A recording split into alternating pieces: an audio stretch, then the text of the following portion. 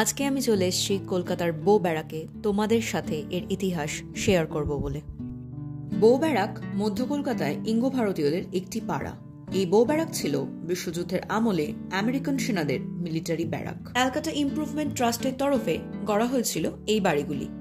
বো ব্যারাক কেবল একটি জায়গা নয়, শহরের ঐতিহ্যের সঙ্গে যুক্ত থাকার পাশাপাশি এখানকার বাসিন্দারা অর্থাৎ অ্যাংলো ইন্ডিয়ার পরিবার এত বছর ধরে নিজেদের একটি সাংস্কৃতিক পরিমণ্ডল তৈরি করেছে।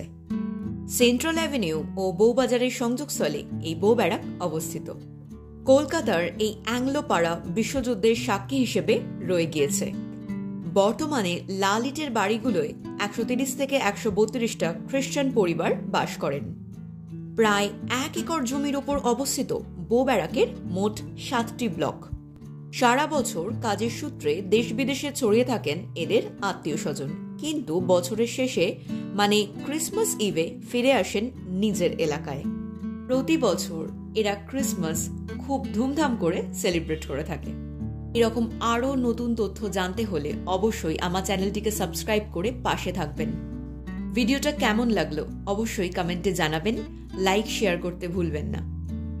খুব শীঘ্রই আবার নতুন কোনো তথ্য নিয়ে আপনাদের সাথে দেখা করতে আসব। সবাই ভালো থাকবেন, সুস্থ থাকবেন, সাবধানে থাকবেন। টাটা।